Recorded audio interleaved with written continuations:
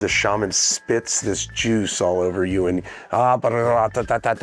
whoa, this is crazy. Welcome to the show, Shep Rose. This is the nicest intro I've ever been a part of. Wow. Come on, Southern Charm, and be smooth sailing for me. That would not be the version of me that you'd see on that show.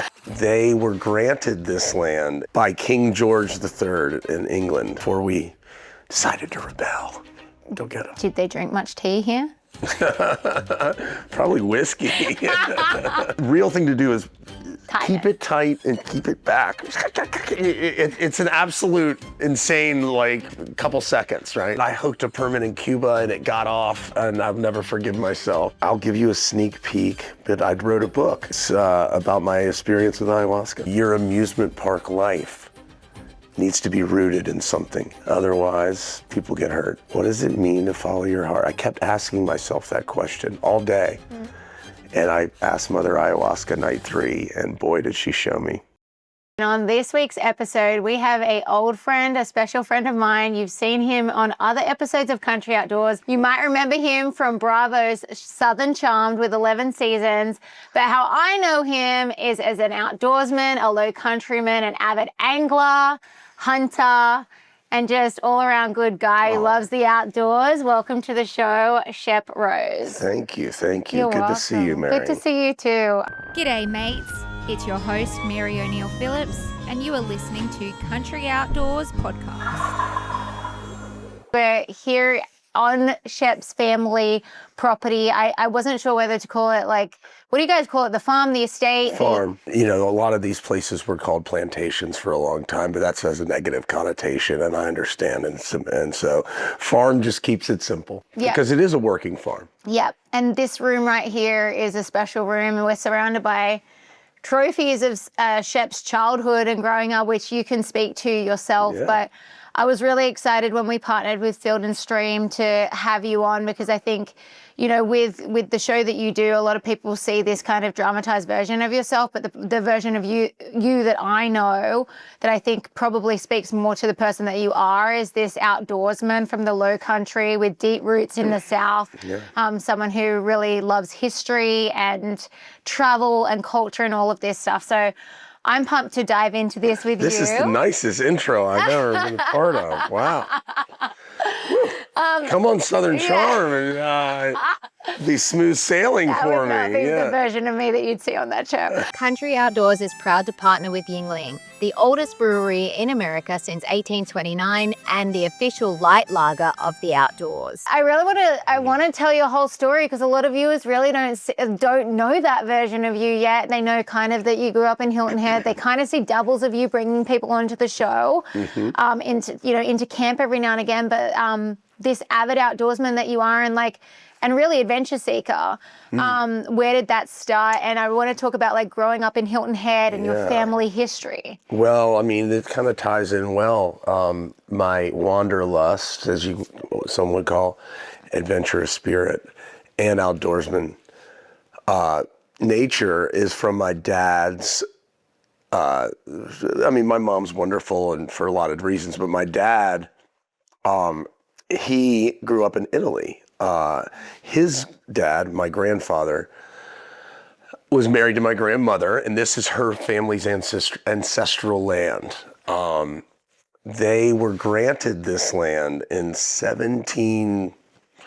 late 1700s. I don't want to get it wrong, so I'll just keep it vague. And by King George III in England, and they're the Boykin family. And so they were granted thousands and thousands and thousands of acres, which is now the town of Boykin.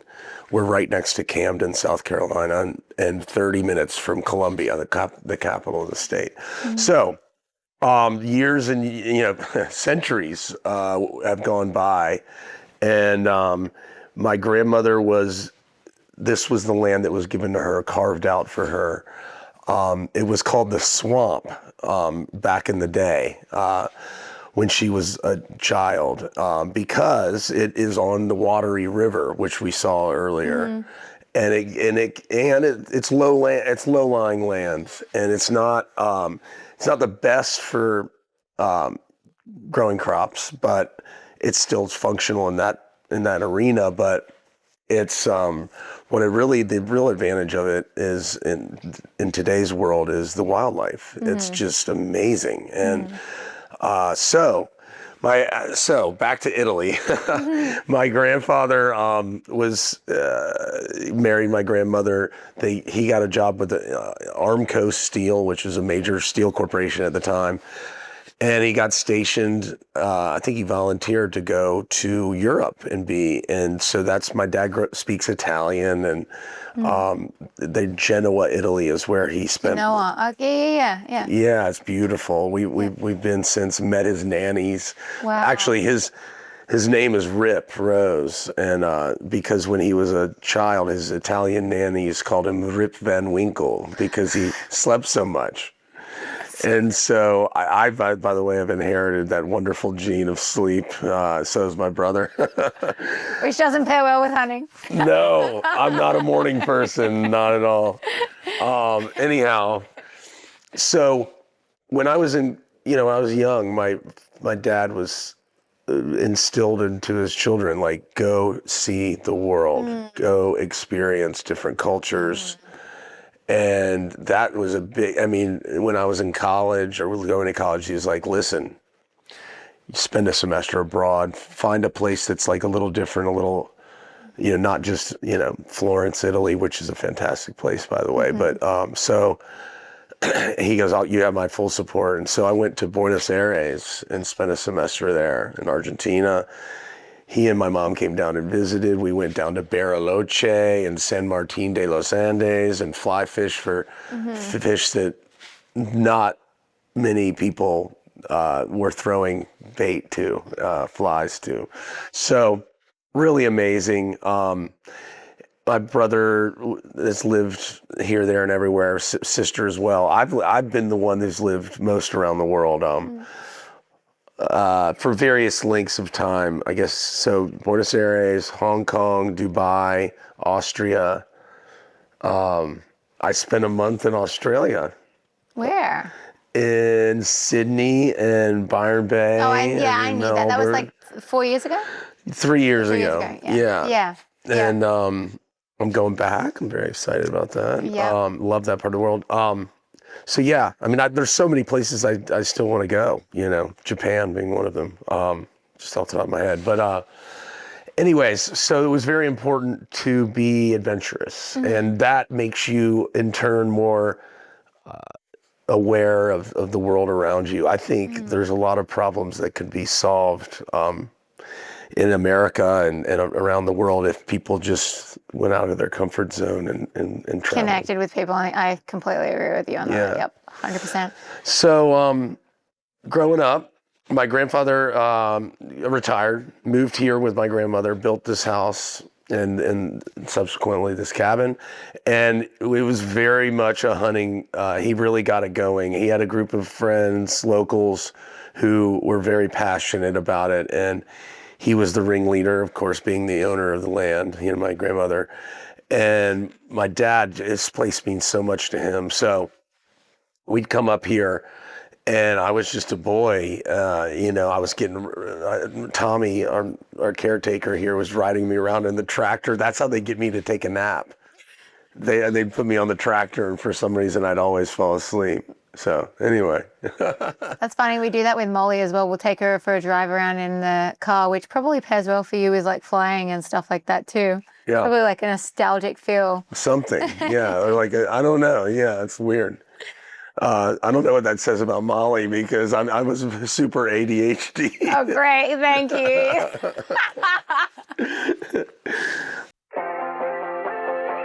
Oi! Stop. So I've actually been looking at buying land myself, and it's made me realize how important it is to have the right lender, because not all of them truly understand rural living.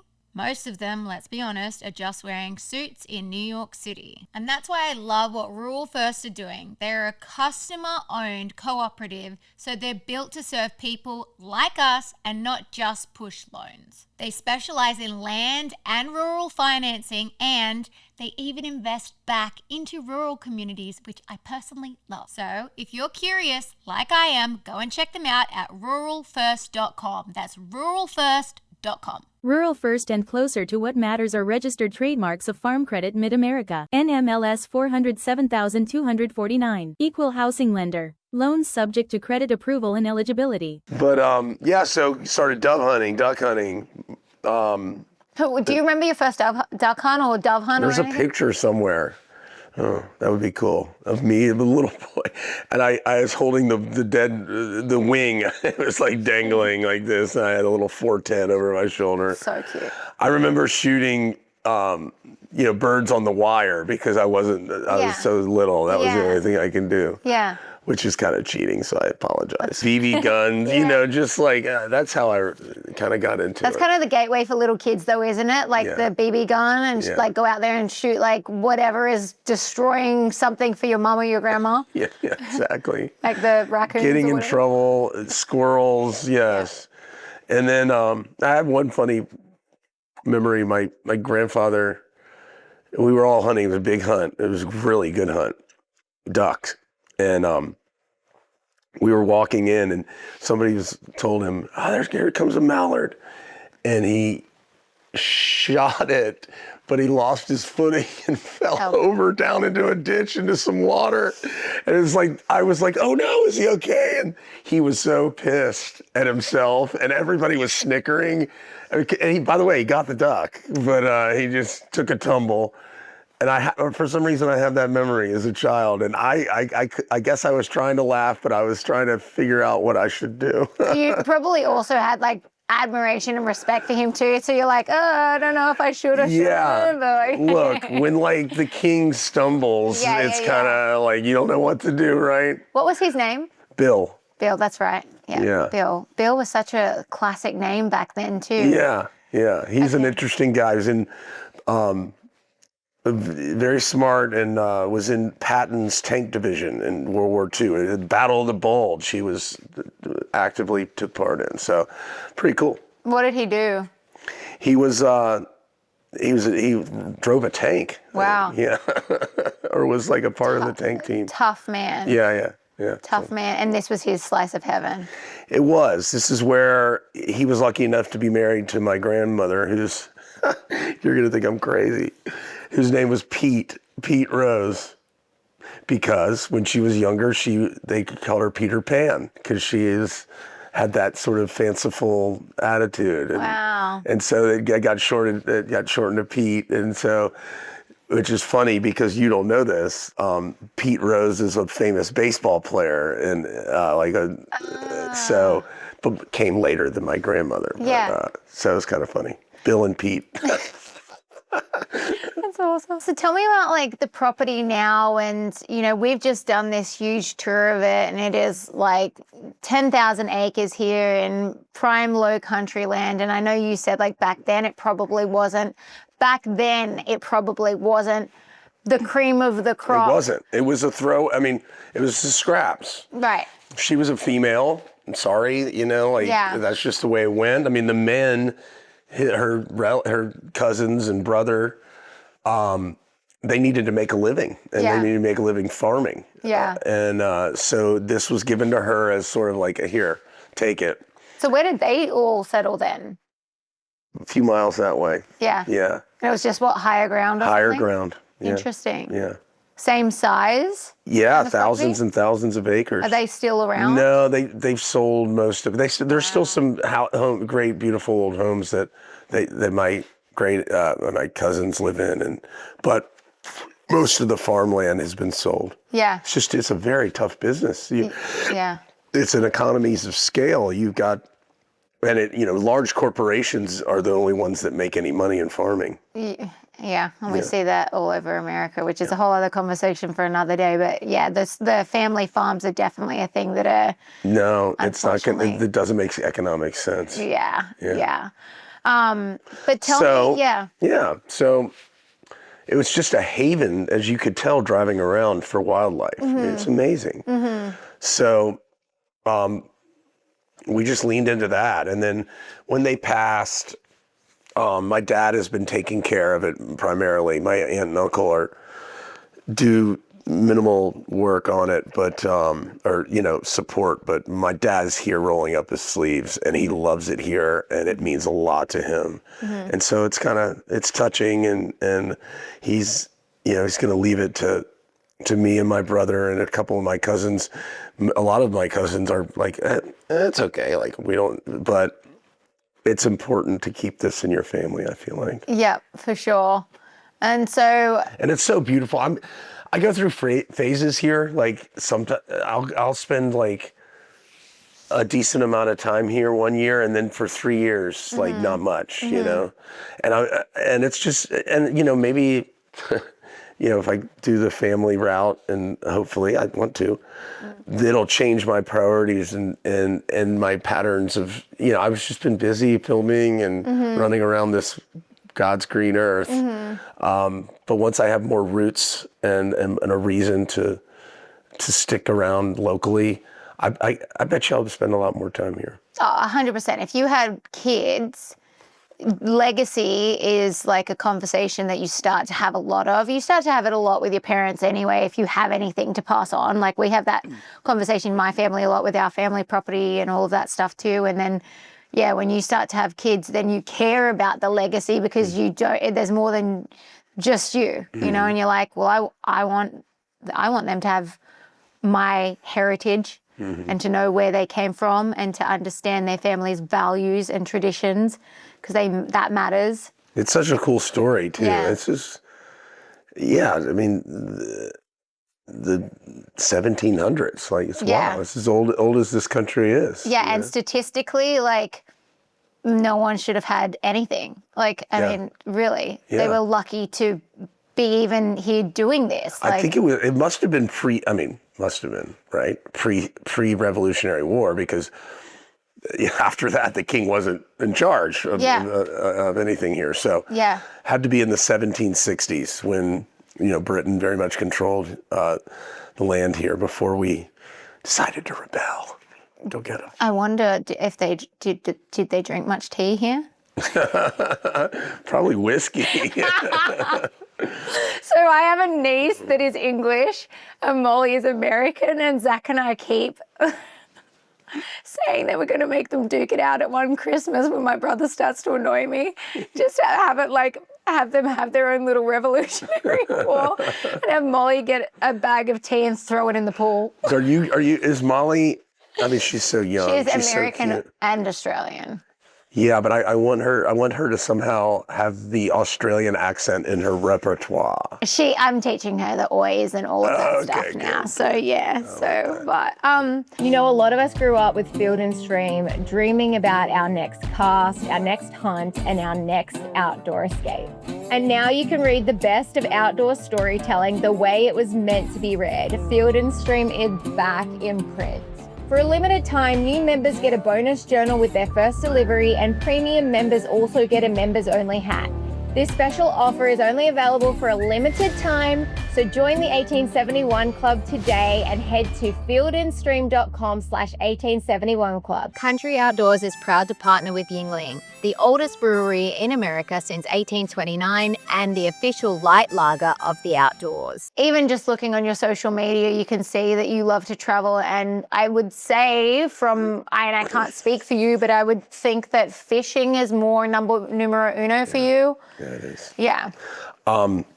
So I was 19, and my dad and his friends started to get into fly fishing, and I was living in Jackson Hole for the summer. I was moving just between college, year 2 and 3. Like working on the slopes or something, or? No, it was the summer, so.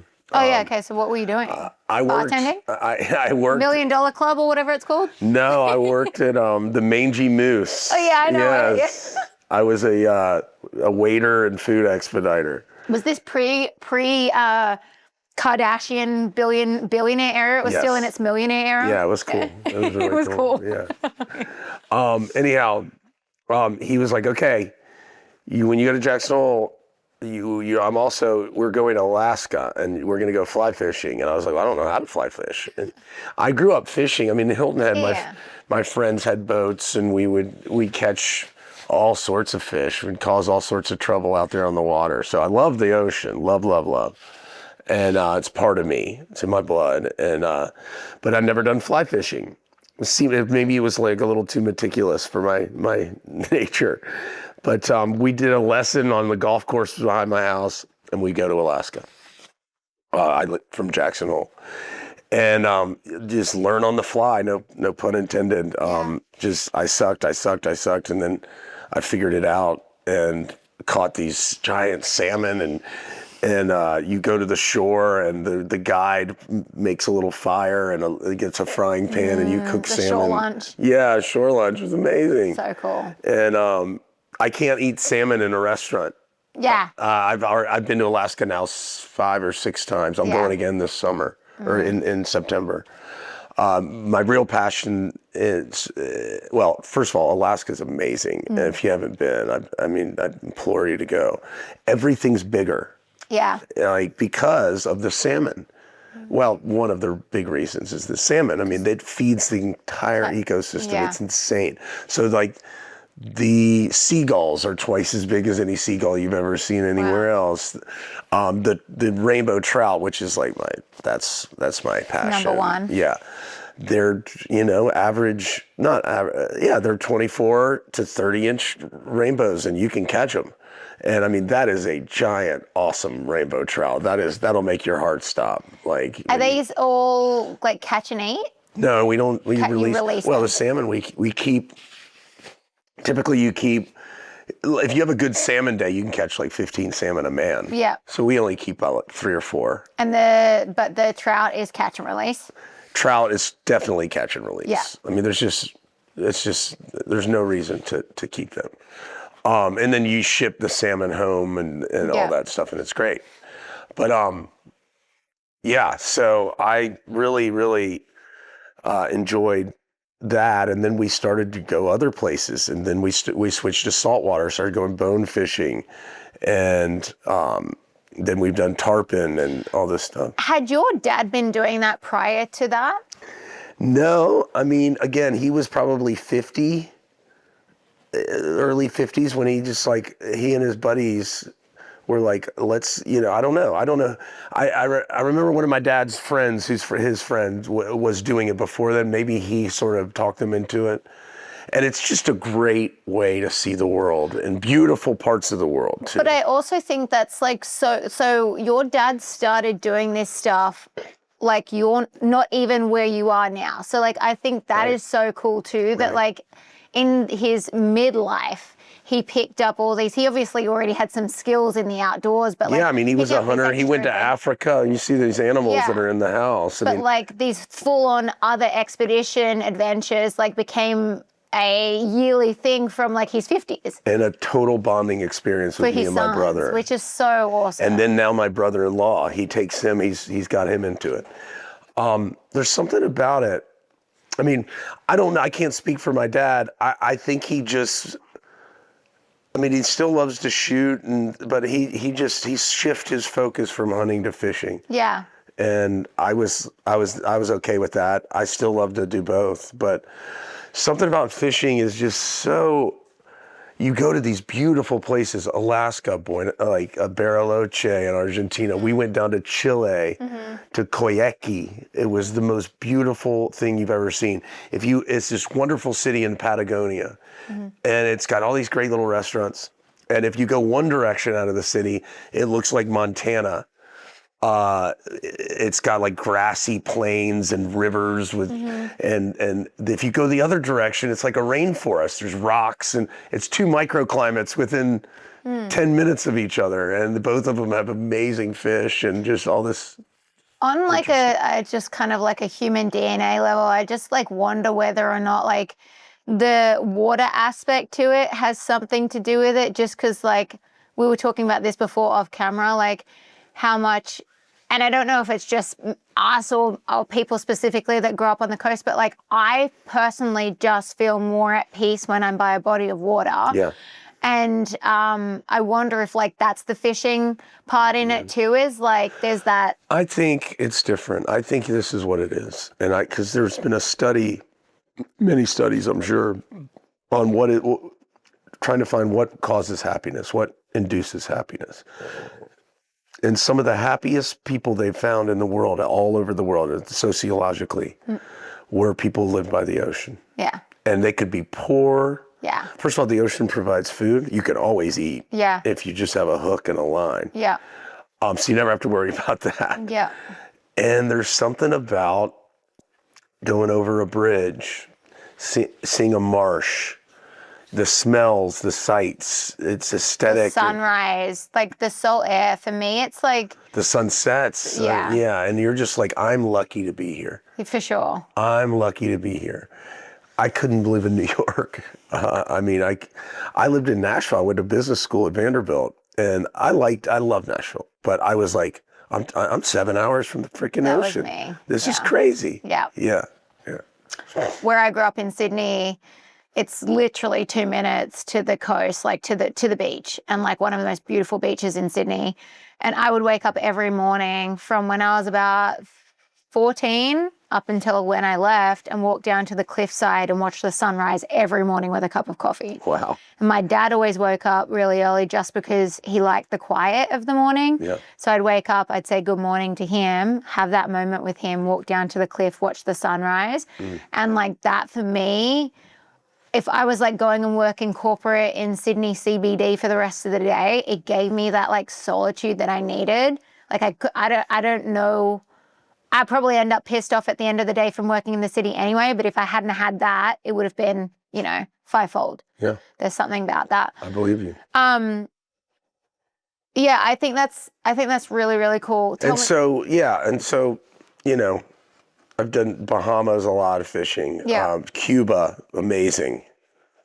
Tarpon, I called my brother, I went fishing in Cuba on a mothership. What does that look like though? Like, tell me, like, because a lot of people watching are like, how can I go and do this? And they're intimidated by those big trips, right? Yeah. Whereas you're used to it now, but like... It's expensive. Well, it is, that's fine, but like a bucket list trip or whatever, what does that look like to find a trip in Cuba? Where are you staying? What is that like step by step? Well, I'm lucky.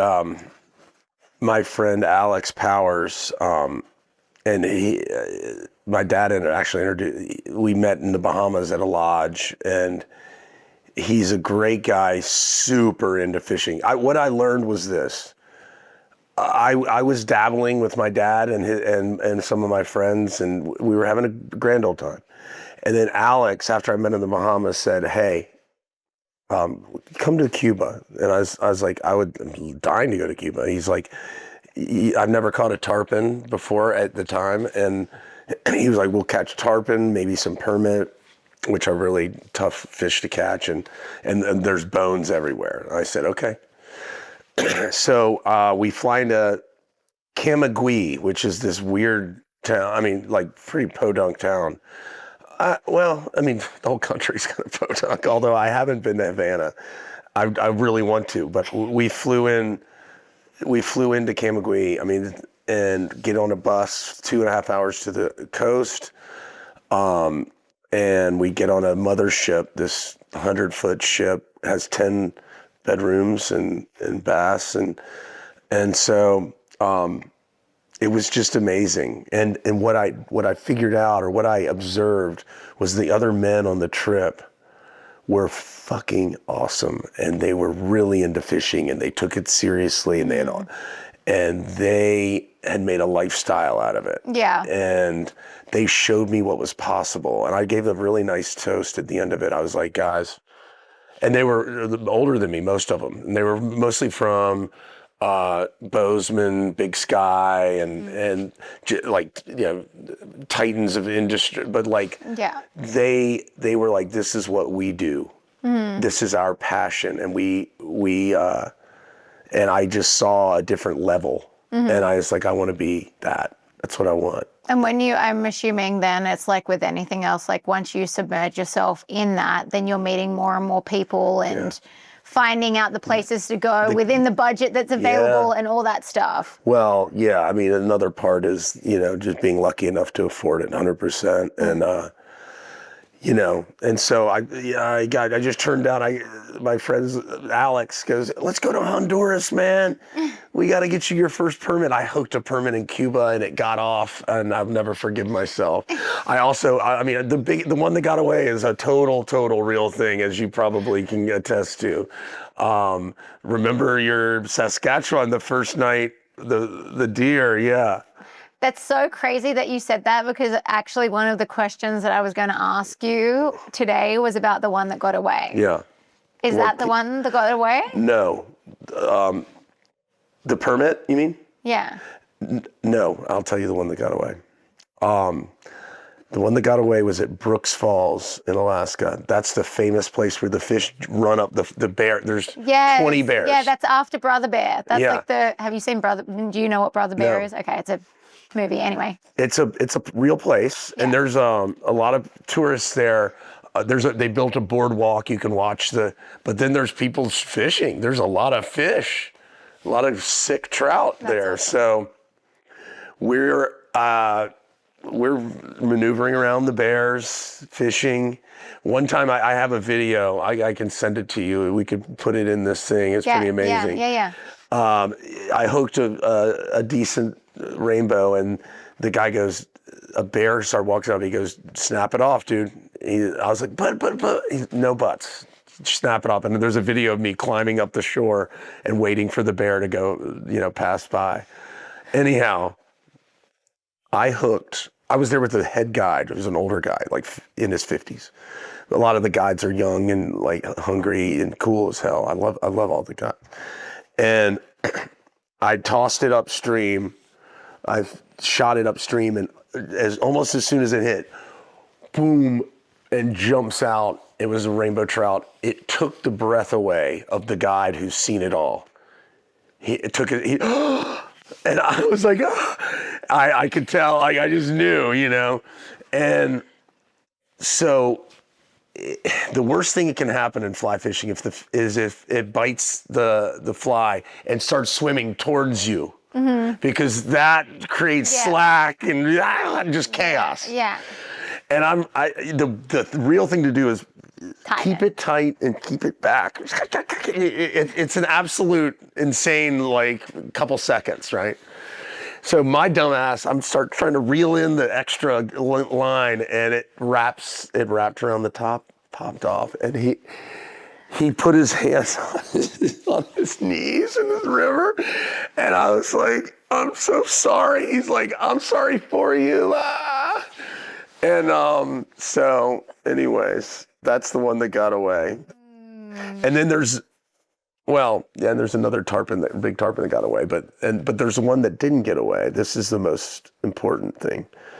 And this is the beauty of hunting and fishing. Mm-hmm. So I was with my dad, Chile, and we're on a boat, we're cruising along, and the guide goes, sometimes in that pool near a stream off the river, there's a big fish, but Shep, go over there and creep up there. Don't spook, if you run up to the thing, it'll see your shadow. So I was like, okay. So I jump out of the boat, my waders, and I creep up and I see a shadow. And I was like, oh boy. I was like, it's there. And wind was blowing hard. It always does down in Patagonia. So that's an added difficulty for sure. And that's why saltwater is so much harder, because the wind's usually blowing on the saltwater too. And anyway, there's other things. But so my dad, we all set up. He goes, you stand there, Shep, and you huck it into that pool. The pool is about as big as this room. And I'm gonna be right here. And my dad had a GoPro. Mm-hmm. And he's like, I'm filming it. So first try, I miss. I hit in the side and shit. I strip. And then the second one, hit it right in the middle of the pool, strip, bang, the pool explodes. I got it, but your work is not done yet. Your work isn't done yet at all. In fact, it's just begun. Yeah. Because the fish can go anywhere. Yeah. And if it goes, a lot of them go into logs and trees, and then it's over. Yeah. It started swimming back out towards the water, towards the bigger water, which was exactly what I wanted it to do. And we got it. I've got pictures. I have videos. I can send them to you. Yes. And my dad was there. Was he stoked for you? And I had to sit down and really take deep breaths and just have this like immense gratitude and just like emotional. It was emotional. Feel like a little It kid. was a fish of a lifetime. Yeah. It was like a 32-inch brown trout. It was amazing. It's a slob. I mean, it was. I'll show you. You got photos? Yeah. Pull out a photo now. You want I to see? Yeah. Okay. It was one Was of your the. brother there too, or just you and your dad? It was just me, and my dad. We were going. It's a long story, but my brother. We got to take him down for show. Fish. I've got like a fish out, of course. It's funny though, isn't it? Like, it doesn't matter how old you get, you still seek like some sort of like a proud moment validation from your parents with certain things, and so and you just know that it meant so much to him. yeah. That's the monster. Oh my God! Wow, Isn't that amazing? that is a beautiful fish. Look how Holy fat it is. cow. You know, it's just a tank. So It looked like it was cold that day. Windy. it was windy, it's cold, it's nasty, or just That's an amazing fish. Wow! Yeah. Congratulations. yeah. So That that's is the one that didn't awesome. get away. Yes, that is amazing. Well, I think that's a good like spearhead from there. In like aside from that, like what has been your favorite outdoor trip so far? I mean, Alaska's so special. I haven't done it yet. So for like a first timer going to Alaska, Yeah. what would you suggest? It's giant. It's as big as the continental U.S. Like you can. I mean, you could go spend a year and Yeah. not see everything. Go in the spring, Go in the summer. summer. Yeah. Anyways, that, and then I went to Christmas Island recently. That's in between Fiji and Hawaii. Fascinating place. You know, the locals, met them. I was like, oh, so it's nice to meet you. They speak decent English. They're Polynesian. Polynesian. Yeah. Are they French? I don't think French so. Polynesian? Just Polynesian. And I was like, so do you go to Fiji ever? No. I was like, do you go to Hawaii? I've never left the island. Yeah. They just don't have the money. There's Yeah. nothing there. Yeah. There's Very coconuts. right. Yeah. They import, their biggest import's coconuts. Coconuts. Yeah. But they're happy as hell. Yeah. And there's fish everywhere. Yeah. And, that was fascinating. I'm still waiting to do some major cool trips. I love it. Cuba, amazing. Yeah. The French Polynesian area is a very special part of the world that like a lot of people, especially on the northern hemisphere, don't get to see. Mm-hmm. But that whole area of like Fiji, Tahiti, where you're talking about Vanuatu, all of that is just Vanuatu. like. Have you been? Oh, we've been talking about that. I know. know. So Shep and I were talking about there's a. I'm not going to say where it is because I don't want you guys to go there until I've gone there. But there's an island somewhere around Vanuatu that does some very cool stuff, and it got shut down for a while. But yeah, we need to make sure that happens. What the heck? I thought that was in the bag. It was, but the airline shut I know, down. you told me. So It's actually a quite funny you don't want to story. actually get stuck over there without a way to get back either. Right. So. If you hunt, you know how easy it is to lose track of where you are, especially around property lines. That's why here at Country Outdoors, we only use OnX Hunt, the #1 hunting app. It shows public and private boundary lines so you always know where you stand. We use it for scouting, marking spots, and even navigating. It just takes the guesswork out of everything. If you want to hunt smarter this season, go check out OnX Hunt at onxmaps.com and know where you stand. And then some of my other, surf trips. Yeah, let's talk about surfing because that's cool too. And like, I didn't realize that was a big thing over this part of like the East Coast. Yeah, East Coast. Guess who's from the East Coast? Kelly Slater.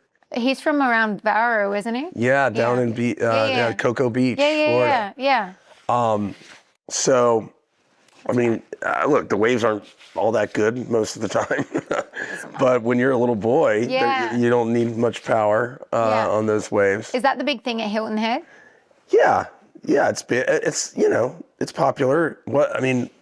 There was a guy who was really good, and he actually was Kelly's age, and he would compete against him, and he was kind of the Pied Piper of surfing in Hilton Head, and couldn't have been nicer. You know, it's very important. I found like, and this isn't shocking news, but when an older person who's good at something kind of takes the younger guys under their wing and is very supportive, that can make all the world a difference. So, or they could be a dick and not pay it forward. It's paying it forward. It's sharing the love of something. And funny enough, that same guy, he saw what I was doing on Instagram. Like as you said, I'm actively cultivating a sort of outdoor adventure life. Where that leads, I don't know. I don't care really. I'm not like, I don't lack ambition, but I don't want to be a calculated person. Maybe I should be. I just know that if you keep thrusting something forward that you are passionate about and love, then nothing bad can happen, and something really cool can. So he saw what I was doing, the older surfing friend from Hilton Head, Byron, shout out to Byron Sewell. And he was like, Shep, dude, he's a fisherman too. He's like, I'm digging what you're doing. He's like, you need to get in touch with Mike Hennessy, who runs a fishing lodge in Fiji, and then a surfing and fishing lodge in Fiji, and a surfing and fishing lodge in Costa Rica, half the year one, half the year the other. And his daughter is a professional surfer named Brisa Hennessy. She's like a top 10 in the world. And I was like, okay, I trust you, Byron. And Mike is just as stoked on life as Byron, like just as gracious and such talented fisherman and surfer. And I've now gone to Costa Rica, spent a week down there with him and his wife, and caught a tuna, crazy amount of a school of tuna. It was chaotic. You're just like throwing a line in, and you had 4 guys hooked up on the boat, and you get these giant tuna. It's just amazing. And they're happy and they're living. Yeah. It's definitely. And then now I have to go to Fiji and visit his operation there. You haven't been to Fiji yet? No. I grew up going to Fiji like every year to the Coral Coast. Oh my God, I heard it's magnificent. It's magical. It is. Because everybody kind of just exists on the water. Like there's no reason to have a car. You got a water taxi. I mean, like it depends on where you are, but like, yeah, you'll kind of go to where you are and then just be on the water and kind of canoe or go out on the boat or whatever like that. But is there floating restaurants and stuff? You can kind of like where we have gone, where my whole life, there was like, you go out onto what do you even call it? It's like the restaurant's out on the water. Like it's like a walkway out onto the water, and you eat like parrotfish and like just the best food ever, and everyone's on Fiji time. So it just means like, I think I understand. No, like literally Fiji time. You're like, okay, what time is the bingo happening? Did you go to Bali too? A lot. That's where a lot of Aussies like to go. Yeah, and so like I've been. I did. Where? Kuta Beach. Okay, so you went to the like riffraff part. That is like that's the party. Well, this was 20 plus years ago. We were actually at Sari Bar. Oh wow. 3 weeks before it got exploded. Remember the terror killed 220 people. So you would have been like 22? Yeah. Because I was in high school when that happened. Yeah. I think I'm like 5 years. 3 weeks before we were dancing on the floor with all these cute Aussie girls, and I mean it just breaks your heart because I guarantee you I knew some people that perished. I knew a girl whose mom died in that fire who was there. Amazing. Yeah. And Uluwatu. Yep. Went out there. I tried to paddle out. I got rejected by the waves.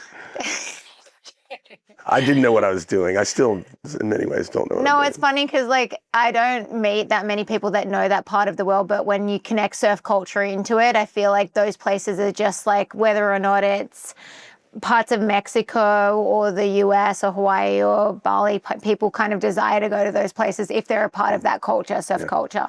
Well, and then internal Bali, the mountains and the rainforest, it's absolutely. Up like, in Ubud. stunning. Ubud? Yeah, just stunning. If if you want, you know, Cuda Beach is, you know, hey, let's party. But Yeah. like, we went up there too. We did whitewater rafting. Yeah. Stayed in like a tree house, Yeah. you know, and just, it was amazing. To 100, I don't think I lose my enthusiasm. The more things change, the more they stay the same around here. After 40 years of dirt, sticks and leaves, I think it's safe to say the Mossy Oak family and brand are people that you can trust.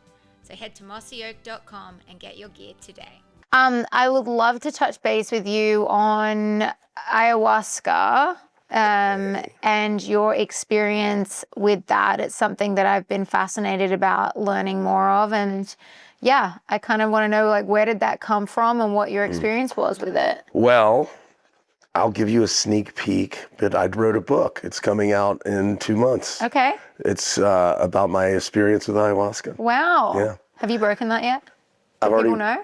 Yeah. Okay. They know that I'm working on a book. I haven't like, I said, here's where you can do the pre-sale. You know what I mean? Yeah. Because it's not going to be, you can't physically have the book until middle of July. So I'm just sort of trying to do the right thing and figure it out. But it's called Nothing in Moderation, Very on, Shep. a psychedelic reckoning with excess. I love it. Yeah. So anyways, I'll just give you the cliff notes or try to. Yeah, it was a few years ago, 3 years ago in the fall, and I had a bad few months, meaning was out of control, didn't know, you know, what happened last night. You know, am I okay? You know, like, is my limbs still intact? And friends were like, you know, dude, we totally had to take care of you. You were an absolute mess, you know? And, you know, it scared me. It scared me. I was scared that I wasn't under control. I've been a lot of things. I've done a lot of wild things in wild times, but I've never felt like, oh, I have no idea how this night's gonna end. You know what I mean? Like, it was fucking, it was a lot.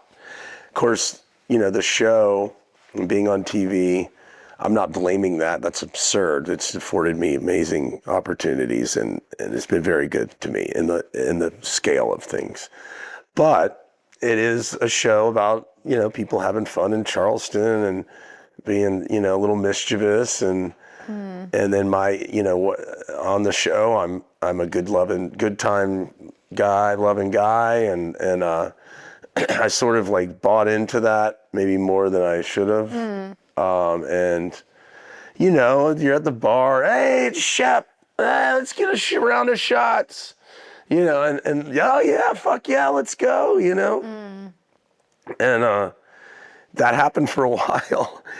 And what I figured in the end was, or I still figure this, and I still grapple with this, is it's physiological.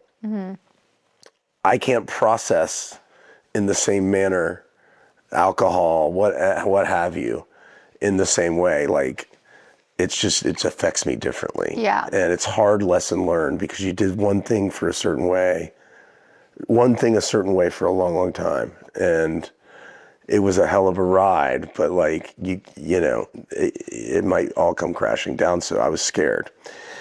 So, I mean, I didn't think I needed to go to rehab necessarily. I hope I don't have to, but I would, you know, I'm open to listening to anybody about any sort of ways to improve, or, you know, but I didn't think I was at that moment. And so I talked to some friends, one of which was a Navy SEAL, ex-Navy SEAL. And he was like, you know, you should go do ayahuasca. And then my other friend, Bailey, she's done ayahuasca like 6 times. She always had told me, you need to do ayahuasca. I know that you need to do it. I was like, oh. She's like, I had a vision about you. And I was like, because we are very close. I was like, what was the vision? She goes, that you're an exit guy. I was like, an exit guy? What is that? She goes, you're always looking for the exit. You're always looking how to escape and cut a new path. And I was like, yeah, fuck, that's pretty insightful. She was like, and I had a vision of you jumping from peak to peak without dealing with the valleys, ignoring the valleys that exist, that you just, and I was like, oh, whoa, I got like goosebumps. So I talked to the Navy SEAL guy, and he was like, you should go to this place called Rhythmia, and it's in Costa Rica. It's like, out of all the places in the world, it's like the most accredited place. It's just, it's a really well-run operation, honestly. And it's very nice, and the accommodations and the staff, and that you just get taken care of. It's pretty white glove as it goes. I mean, you are not on in a thatched hut in the Amazon with like caterpillars, crawling across your arm and shit. It's way more, erudite, I guess, if that's the word. Anyhow, so I went, and Were you freaking out? I was by myself. I didn't know anybody. Freaking out on your way down, or excited? No, nervous excitement. But the thing is it's 7 days long. And the first 2 days you don't do it. They're prepping you. They're warming you up. They're loosening you up and telling you what to expect and how to approach it. And I did yoga for the first time, like pretty much the first time, and breathing exercises. And it's just very interesting. They have a whole program. They've got it figured out. They know what to do. So, but it was really fascinating because you want to talk about like first day of school vibes or whatever. You're fish out of water, if you want to say. I was all that, and so was everybody else. Yeah. And there was a nervous energy and a little like, oh, like what do I expect? And there was people who had done it before. We were all talking to them, and it was just amazing. I was like a kid again, and that's why I like to do new experiences, because I become a kid again. I become a child. Yep. And I think that's the best state you can be in. So, went down there. I started journaling a lot. And, I mean, you're not drinking. You're not, you're a lot of time to yourself, and which is valuable. There was a sauna. There's a pool and all that, and you could go talk to whomever. There was like little talks about this, and you could share. I did all the things. I tried everything. I participated. And then the ceremony came, and it was just, it blew me. I mean, first night, you do 4 nights in a row. First night is called "Show Me Who I've Become," and so. It's interesting. You have to ask ayahuasca a question, and you're more likely to get an answer. Wow. Like you don't. I'm not saying that that's the only way to do it, but that's what they said. They were like, look, and that's why they provide you certain stock questions to ask that are, because they're trying to find the most beneficial resolution for everybody who does it. Yeah. So it's like, this is what we think you can gain. Well, yeah, apparently it's called Mother Ayahuasca, and she will help you, but you've got to ask for her help, and you have to be humble before her, and you have to give yourself to her, surrender. I mean, it's all fucking crazy. Yeah. I mean, I believe a lot of things, though. It's so awesome. Yeah. And the place. And I believe it because, and I'll tell you a second, because I asked this question on the third night. So the second night was called "Go Deeper." I was like, wait, tell us what happens the first night. Oh boy, I want to know every night. No, the book. Okay. No, the first night. So there's this dojo, giant dojo, very comfortable, and there's the shaman and all the shaman's helpers. The shaman's helpers. Many of them are musicians, and they're playing, it's really beautiful. This flute, guitar, bongos, and these wonderful Spanish-speaking lullaby songs. And it's not all the time, but every now and then they'll strike it up, and you look over, and there's a bonfire, and felt soothing. Bonfires outside. There's a big lawn and all these hammocks. So you can go outside, you can stay inside, and And one night I looked over and the band was really good that night. For some reason I look over, and there's girls dancing around a candle and this band, and the whole place is swaying and rocking and rolling. I was just like, no one else on earth is doing exactly what I'm doing right now. Yeah. Like, this is so unique and so outrageous. Yeah. And I was just like, I love this. Like, Yeah. this is, and I was in La La Land, right? Yeah. I was like, this is perfect. Like, I can't think of anything else. So anyways, first night I'm outside. You don't know, again, I don't know what to expect. And I took my first cup, and then they ask you to chill, and then they say, time for your second cup, about 90 minutes later. So, and meanwhile, you have like a face mask, and you're laying down, you have a pillow, blanket, and you can do whatever you want, but the first cup, it's just building inside you. And you never know when it's going to hit or what it's going to do, looking back. So took the second cup after 90 minutes, then went outside to the hammocks and laid in the hammocks and stared at the beautiful stars and, the Big Dipper and, all this constellations, so clear in Costa Rica. And I hear a commotion, and this woman who's part of the group, is being led outside, and she's screaming, "Motherfucker, fuck you, you piece of shit." But she's not talking to anybody.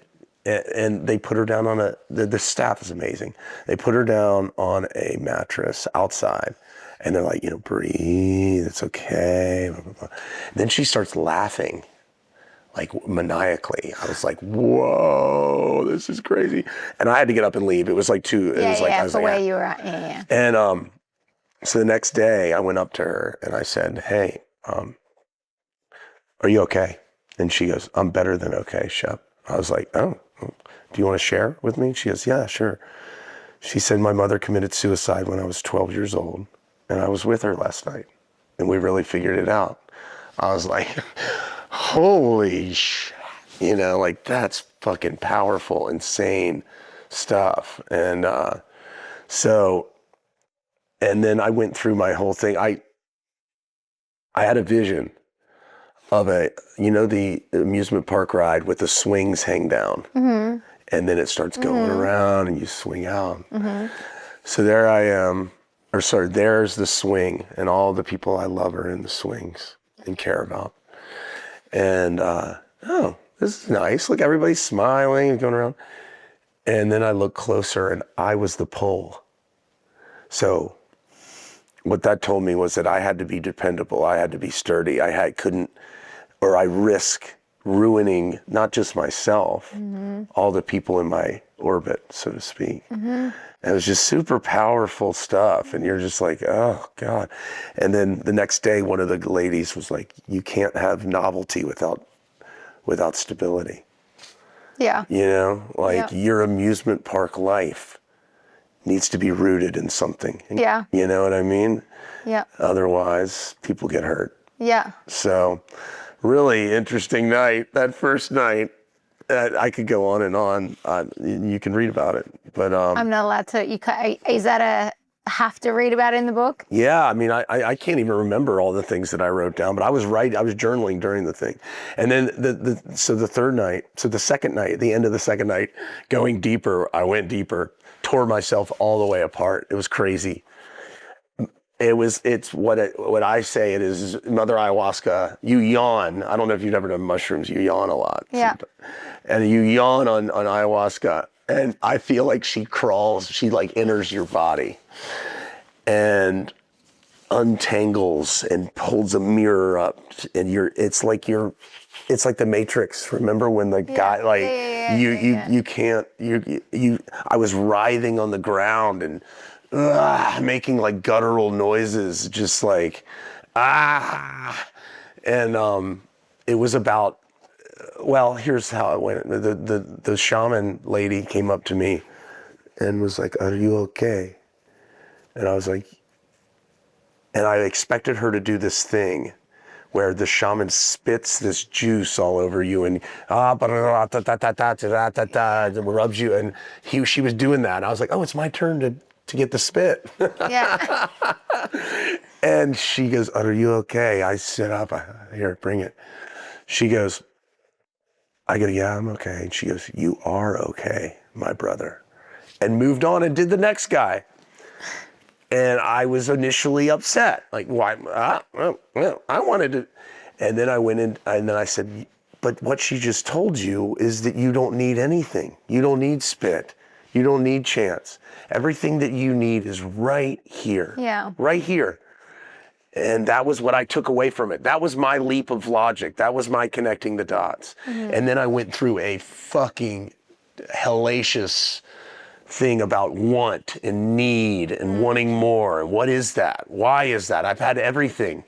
Why would I want anything more? What the fuck do I want? Yeah. You know, I got a loving family and comforts and all this stuff. What the fuck? Yeah. And so that was a real reckoning that night on that. Like death to ego. Yeah. And so then I wrote on my chest, no idea why, follow, and then drew an arrow to my heart. And then the night sort of closely ended after that. And I got in the mirror, and there it is, follow heart. And I thought to myself, what does it mean to follow your heart? What does it mean to follow your heart? I kept asking myself that question all day. And I asked Mother Ayahuasca night 3, and boy, did she show me. Boy, did she show me. It was the most intense, wild, vivid experience of my psychedelic life. And so I found out what it was. And it's not far off from what we're doing here. It's following your passions, part of it. Yeah. That, and making your soul and your heart sing because you're doing things that you love to do. And if you're lucky enough to be able to do that as often as possible, then you're doing life correctly. So for someone who hasn't done ayahuasca and just wants to like cliff note what your takeaway is that it? That was one of them. And then the other part was... I'm not going to push, if you've got the book coming out, I'm not going to push into like exactly what happened in 3, 4, whatever. It's fine. And no, it was gratitude. Removing the want and the need and being very, and then listening to other people talk about the things that they've gone through and realizing, holy shit, like how lucky am I? And forgetting that the struggles internally and otherwise that the people around you are having to deal with. So that was huge. That was a takeaway. That wasn't much. That was just sort of, anyway, yeah, there's lots. But again, it's not a magic pill. It's not a magic pill. I went back into the world. I still fuck up, but I'm really conscious. I'm like really trying, and like I don't laugh off, price of doing business. You want to make an omelet, you got to break some egg. That was like that for a long time. Things that you might have said that were hurtful and just off the and cuff. Just behavior, just putting myself in danger. So it happened. I'm still trying to figure it out. I do not have the answers, but I thought it was very instructive, and it's a good stepping stone to try to figure some things out. And do you think that like you'll do it again? Mm-hmm. Yeah. So is ayahuasca one of those things where it's like it's kind of just like opened up the door and? Well, speaking of surfing, Kelly Slater's on the board of the place. Yeah. Rhythmia. He goes every year, every other year. Yeah. And he doesn't do the whole program. That is where, so when I was telling you in the car, and it's fine because Michael already spoke about it, but my friend Michael Ray is dating Audrina Partridge from reality TV star.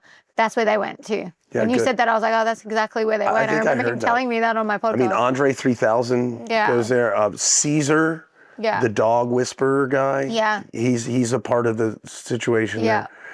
Do you think that there's like, and I haven't never asked you like your perspective on spirituality, but like, is there a spiritual aspect to that, like releasing demons type thing or something like that? Or is it more like It's layering reckoning. on? It's reckoning with things.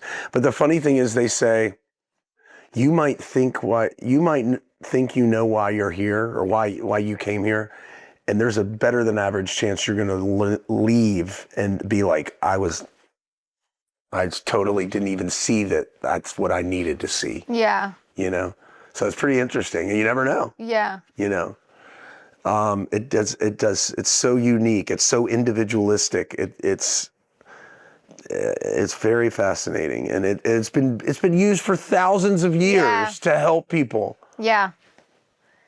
But we are speaking about this so much more. You know, we're talking about this before again, but like the use of psychedelics and ibogaine and all of that stuff. Ketamine treatments. Yeah. My friends do. I have several friends that do ketamine treatment. Yeah.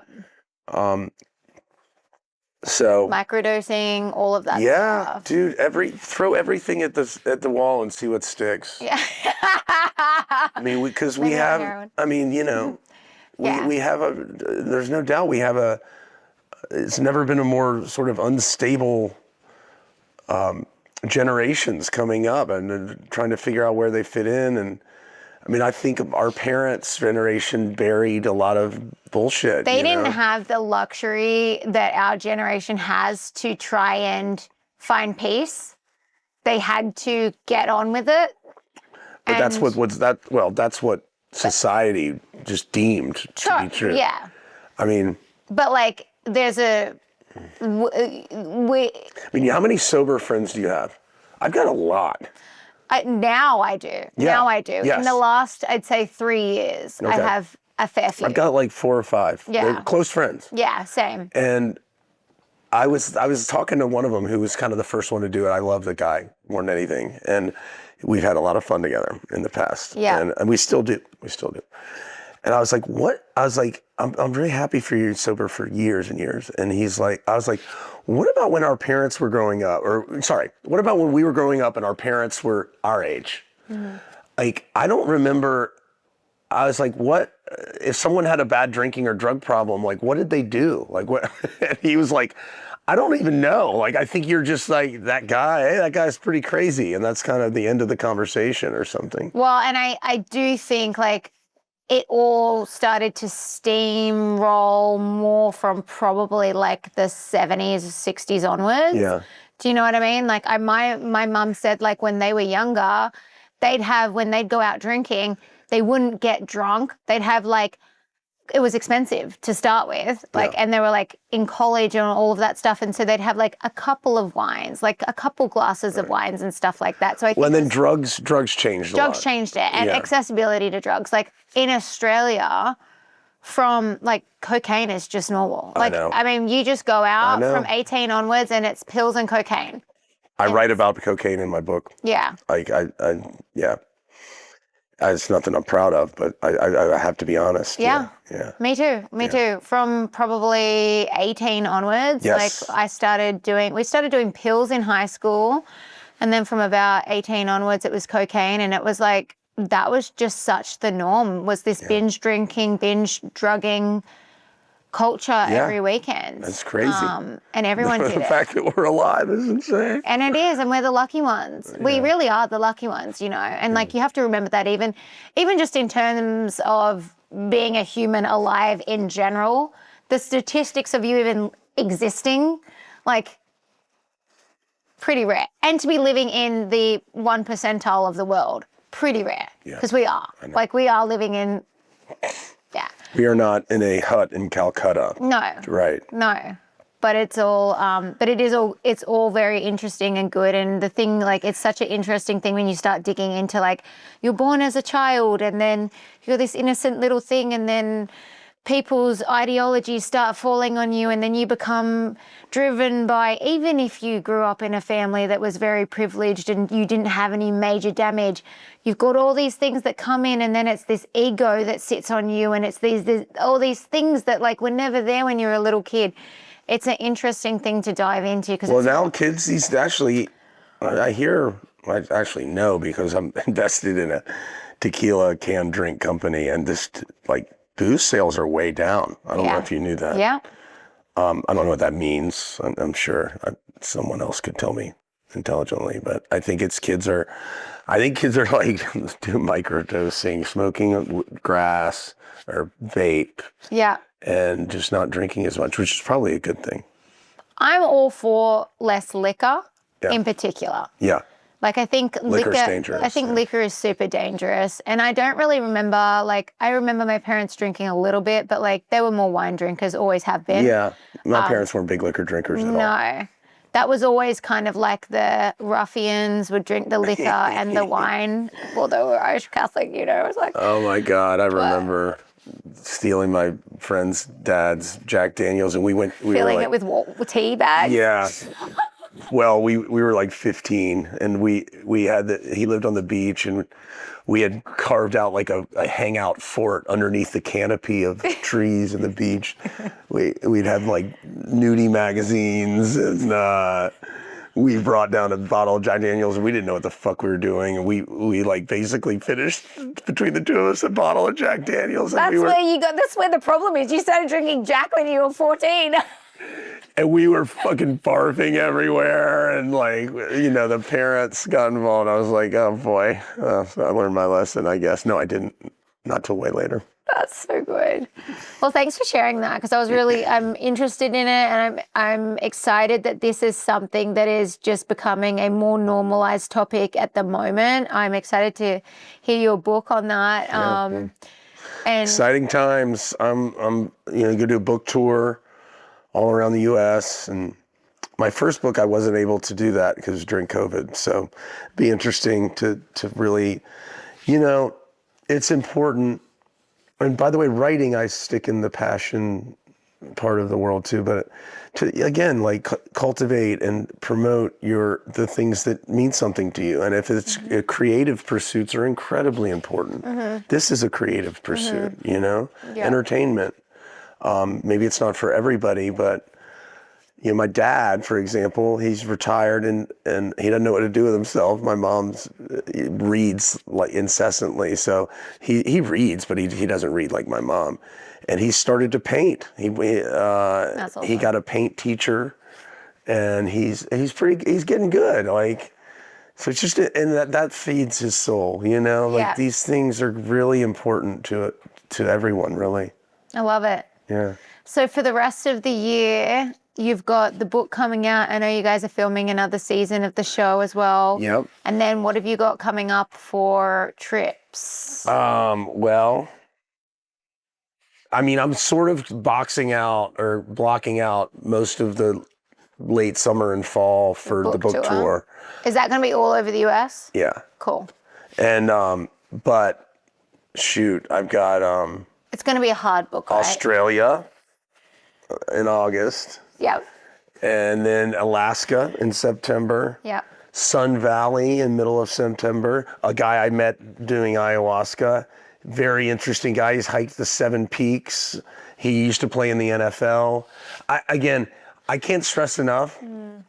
I took myself completely out of my comfort zone and did something by myself. The things that have come from that are crazy. Yeah. The doors that open, the relationships that spring from that. I told you I'm going back to Australia in December. A SEAL Team 6 guy that was doing ayahuasca with me, along with the NFL guy, along with this other fella who was like a 10-time world champion jiu-jitsu, and we all bonded. We all had it was quite interesting. And the SEAL Team 6 guy, Mike, he's like, will you help? Well, first he asked me to skydive into a golf tournament for charity, for a military charity, and I agreed to it. This is 2 years ago, and in Orlando, and I jump out, I'm tandem, but still, I was like, what the hell am I doing? I'm going up in the sky, and that was pretty crazy. And then he was like, all right, man, here's what's next. I was like, what's next? He's like, we are going to scuba dive in 7 continents in 7 days, starting in Antarctica. And I was like, I'm in. I was like, I'm in. Yeah. I'm in. So we end in Australia. So amazing. Anyway. I've got 2 questions next to you, which I like to wrap up the podcast with. The best advice I've ever been given. Well, it's funny. My dad told me when I was in my 20s, nothing matters before you're 30. I seem to stretch that to 40 and maybe even beyond. But It's good advice, though. I like, tomorrow is promised to no one.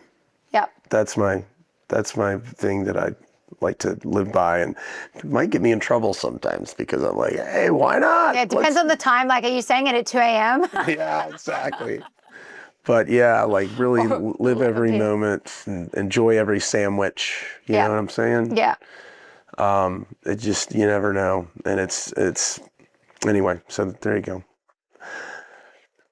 Oh, what do you want to be remembered for? For who I am, for all the smiles, hopefully, that I've put on people's faces. I'm not just talking about TV. I'm talking about my friends. And I want, at my funeral, hopefully someone gets up and says, he was the most fun person to be around. And we had more laughs and more funny and outrageous times than anybody else. And that's that. And then look, I mean, I don't know what else is ahead for me. Maybe the best father he could have been, but right now I'm looking back and I'm just remembering all the good times and all the people that I've encountered all around the world. And I hope I hope a smile comes to their face when my name is mentioned. That's perfect. Yeah. Thank you, Shep. You're welcome. It's good to see you. Good to see you.